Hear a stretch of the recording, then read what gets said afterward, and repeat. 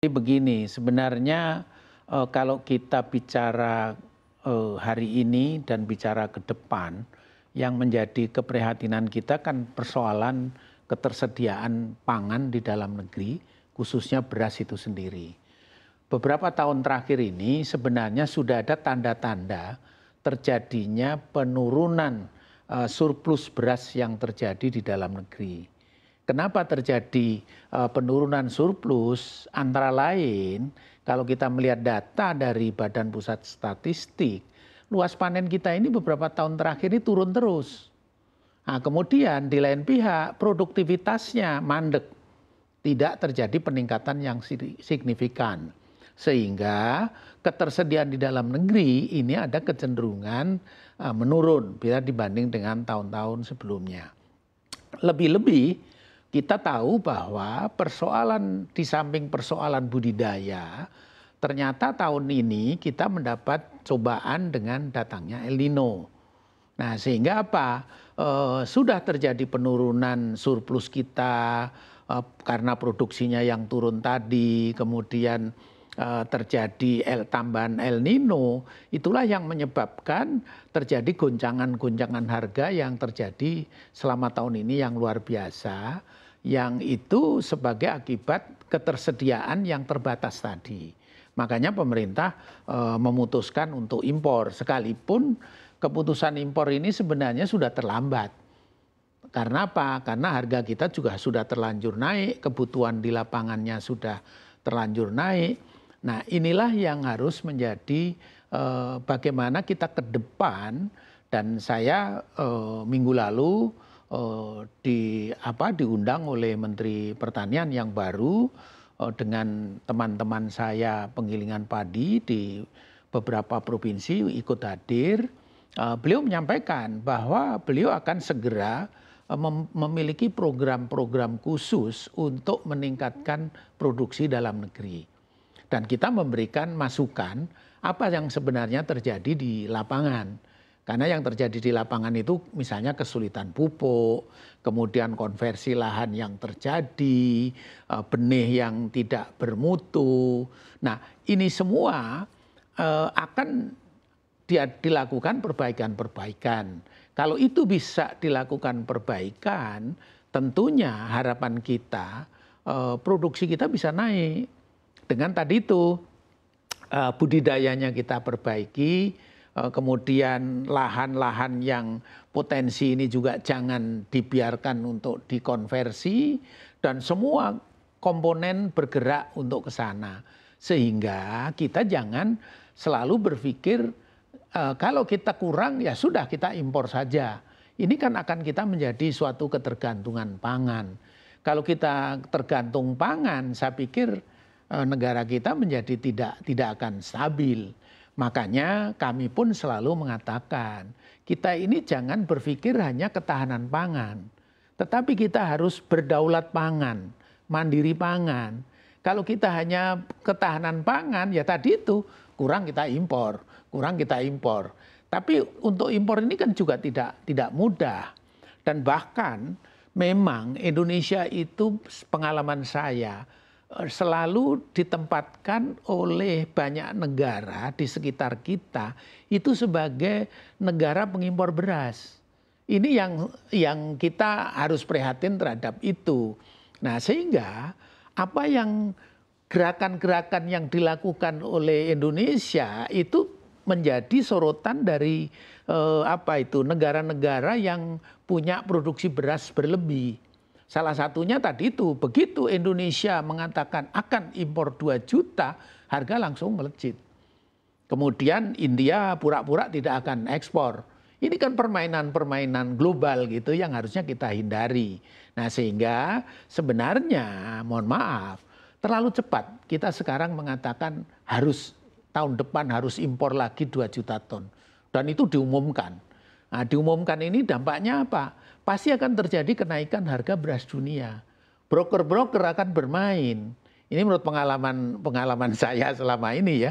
Ini yang harusnya dihindari. Jadi kita, pemerintah memutuskan kemungkinan kita akan impor, tapi jangan diumumkan.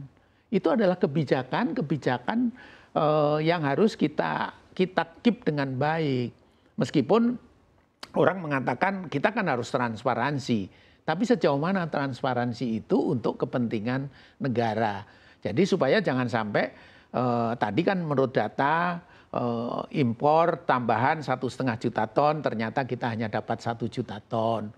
Sehingga masih kurang 500.000 ton, mungkin 400.000 ton baru terlaksana tahun depan. Nah ini juga sebenarnya karena kita terlalu terburu-buru mengumumkan kita akan impor sekian juta dan sebagainya.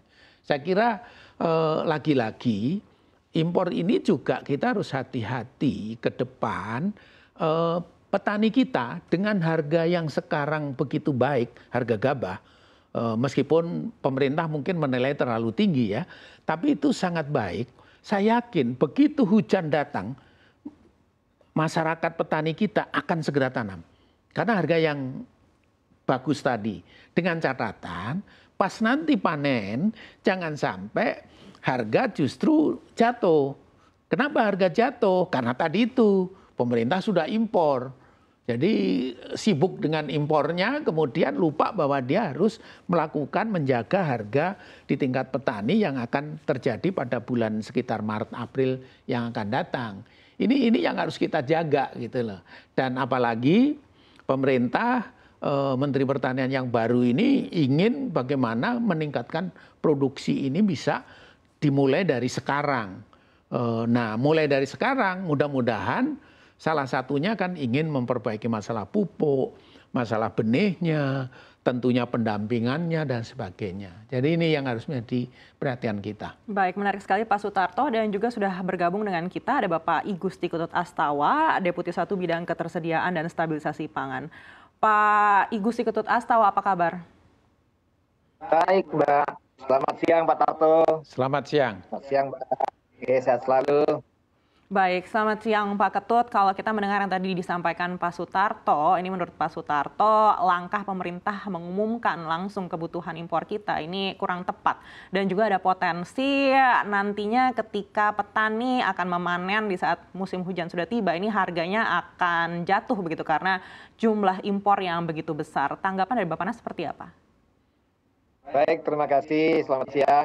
Saya kira begini, mungkin saya perlu klarifikasi atau jelaskan dulu bahwa importasi yang ditetapkan oleh pemerintah itu sebenarnya sangat terukur dan memang sudah memperhitungkan potensi-potensi produksi di awal tahun 2024 maupun akhir tahun 2023. Sehingga sekali lagi kami sampaikan jumlah dan besaran importasi beras itu sangat terukur, sangat diperhitungkan dengan matang demi skala pendeknya adalah ketersediaan. Saya mungkin agak berbeda pendapat dengan Pak Tarto bahwa memang amanah undang-undang kita sebenarnya berbicara tentang ketahanan pangan.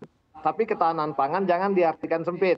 Ketahanan pangan itu adalah dilingkupi atau didukung oleh ketersediaan, didukung oleh keamanan pangan, didukung oleh harga yang wajar dan lain sebagainya. Artinya ketahanan pangan itu tidak hanya berbicara ketersediaan. Nah, oleh karena itu kita tetap harusnya utama ketahanan pangan. Nah, yang kedua, ketahanan pangan itu mesti didukung oleh kemandirian. Nah, kemandirian itu sangat penting, yaitu swasembada. Nah, kalau bicara kedaulatan, mestinya kita berdaulat sekarang, Pak Tarto. Kalau kita daulat itu mengarah kepada kebebasan kita mengambil kebijakan. Tidak ada negara lain mengganggu kita dalam rangka mengambil kebijakan. Sehingga menurut saya kedaulatan pangan justru kita sudah capai, namun kemandiriannya sedang kita upayakan. Jadi ada yang satu lagi yang perlu juga saya jelaskan, memang harapan kami sih sebenarnya diam. Tapi kebagaimanapun ada dua sisi yang menyebabkan ini harus ada transparansi, harus ada keterbukaan, sehingga bagaimanapun informasi pasti akan terbuka juga akhirnya, sehingga daripada di belakang-belakang terbuka kan lebih baik kita terbuka dengan kondisi memang kita harus mengimpor, sekaligus juga kita mengedukasi masyarakat, mengedukasi semua, sehingga kita tetap harus waspada, tetap harus memperkuat yang namanya produksi dalam negeri.